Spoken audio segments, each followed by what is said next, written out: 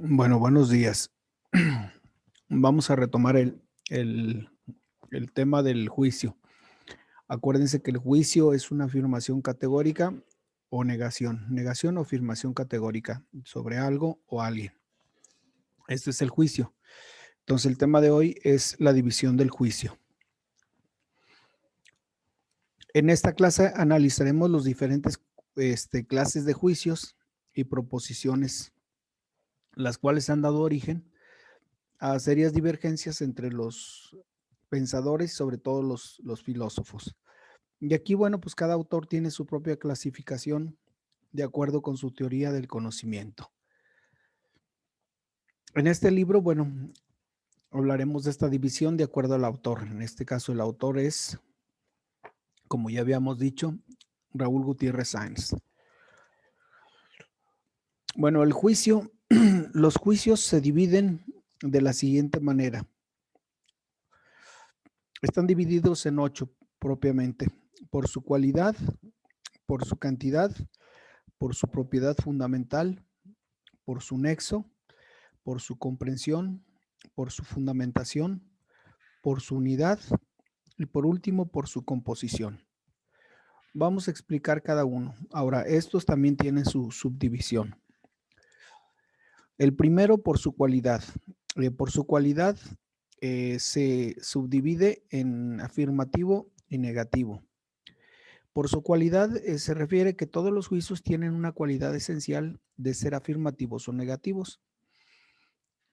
Esto se desprende de la misma definición del juicio. Juicio afirmativo. El juicio afirmativo es aquel que expresa una relación de conveniencia entre el sujeto y el predicado. También se dice que es el que une o sintetiza el predicado con el sujeto. Por ejemplo, el oro es un metal amarillo, es decir, estamos hablando de una manera muy sencilla. ¿Cuál es la cualidad? Bueno, la cualidad del oro, pues que es el color, que en este caso es amarillo. Si hablamos de un juicio negativo, es el que expresa una relación de no conveniencia entre el sujeto y el predicado, o bien es el que separa el predicado con respecto al sujeto. Por ejemplo, la circunferencia no es una superficie. ¿De acuerdo? El segundo juicio es por su cantidad, el cual se subdivide en juicio universal y particular. Por su cantidad, de acuerdo con la cantidad o extensión del sujeto, se distinguen principalmente dos clases de juicios, que ya dijimos, el juicio universal y el juicio particular. Si hablamos del juicio universal, es aquel cuyo sujeto es un concepto explícitamente universal y se caracteriza por el adjetivo, todo antepuesto al sujeto. Por ejemplo, todo cuerpo sigue la ley de la inercia, o todo ser humano es racional. Y si hablamos de los juicios particulares, el juicio particular es aquel cuyo sujeto es un concepto particularizado y se caracteriza por el adjetivo algún, antepuesto al sujeto. Por ejemplo, algún viviente es racional. Ya en este caso estamos hablando de la particularidad. El tercero es por su propiedad fundamental, el cual se subdivide en juicio verdadero y juicio falso. Vamos con el primero, por su propiedad fundamental. La propiedad fundamental del juicio lo hemos visto ya en su adecuación o inadecuación a la realidad. Es decir, es a partir de aquí surgen dos clases de juicios, que es el juicio verdadero y el juicio falso. El juicio verdadero es el que está de acuerdo con la realidad. Por ejemplo, la matemática es la ciencia de las cantidades. El juicio falso es el que está en desacuerdo con la realidad. Por ejemplo, el Sol gira alrededor de la Tierra, cuando que es a lo contrario. El cuarto juicio es por su nexo. Acuérdense que nexo es el punto de unidad, de acuerdo con el tipo de enlace que puede haber entre el sujeto y el predicado. distinguimos dos clases principales. Primero, el juicio necesario y segundo, el juicio contingente. El juicio necesario es aquel cuyo nexo entre el sujeto y el predicado es así y no puede ser de otro modo. Por ejemplo, 2 más 2 son 4. El triángulo tiene 3 lados. Los ángulos de un triángulo suman 2 rectos.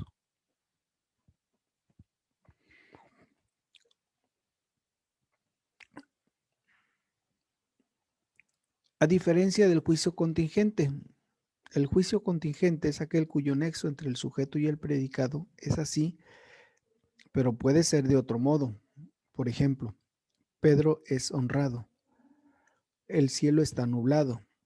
Es decir, puede ser que Pedro sea honrado por un momento, pero luego robe. Entonces, en ese lapso está la contingencia. O bien, el cielo está nublado. Puede estar nublado como no puede estar nublado.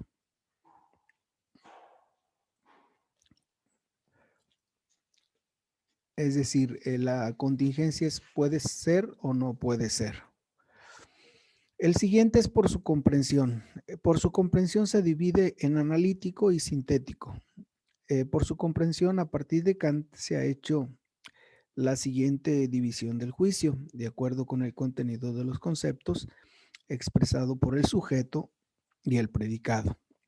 Por ejemplo, el juicio analítico es aquel cuyo predicado está contenido en el concepto expresado por el sujeto. Por ejemplo, todos los cuerpos son materiales, los anticuerpos son sensibles.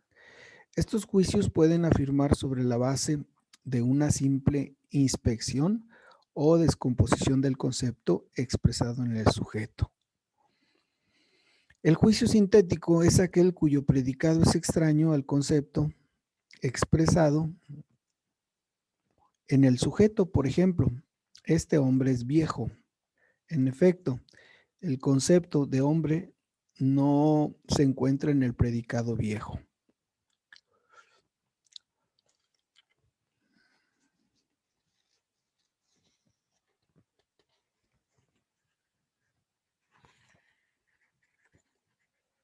No sé si hasta aquí hay alguna duda. Bueno, vamos al siguiente por su fundamentación. También a partir de Kant se han empleado estas nuevas divisiones del juicio, que es el juicio a priori y el juicio a posteriori, que es en el que se subdivide por su fundamentación. El juicio a priori es aquel cuya validez es independiente de la experiencia sensible. Por ejemplo, la materia es extensa. Y el juicio a posteriori es aquel cuya validez depende de la experiencia sensible. Por ejemplo, la Tierra gira alrededor del Sol. Esto se puede afirmar una vez que se tiene la experiencia. De lo contrario, no podría ser posible. La séptima división, por su unidad. Por su unidad puede ser simple o puede ser compuesto. El juicio simple es aquel que tiene un solo concepto, verbo y predicado. Por ejemplo, el hidrógeno es un gas. Estamos hablando de de una oración simple, que nada más tiene un sujeto y un predicado. Y un verbo, por supuesto. Y el juicio compuesto es lo que llamaríamos la oración compuesta, que se compone de más de un sujeto, más de un verbo, más de un predicado, o se puede componer. El juicio compuesto es el que tiene más de un sujeto o más de un predicado o más de un verbo. Por ejemplo, Mercurio y Venus son los planetas más próximos al Sol. El octavo es por su composición. Las proposiciones compuestas tienen una variedad muy grande de forma.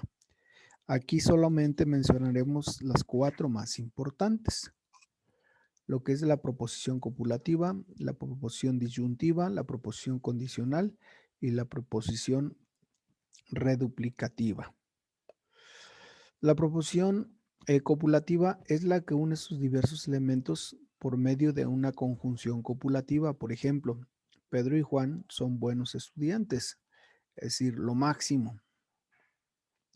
La proposición disyuntiva es la que separa sus diversos elementos por medio de una conjunción disyuntiva. Ejemplo, Pedro o Juan son estudiantes. Es decir, hay una disyuntiva Pedro o Juan, Pedro o Manuel, Pedro o Arturo son estudiantes. Es decir, ya marcan una disyunción. La disyuntiva es o. El tercero es la proposición condicional. Es la que afirma algo sometido a una hipótesis, llamados antecedentes y consecuentes respectivamente. Por ejemplo, si este metal es oro, debe resistir a la prueba del ácido. Si Pedro respira, vive. Por eso estamos hablando de condicional. Y la cuarta, la proposición duplicativa, es la que señala un aspecto del sujeto por el cual conviene o se adecua al predicado. Por ejemplo, el concepto en cuanto a su contenido es una esencia. El pensamiento en cuanto a su forma es objeto de la lógica. Es decir, se trata de proposiciones propuestas por la segunda. Por ejemplo, se puede descomponer en dos, se pueden descomponer estas en dos.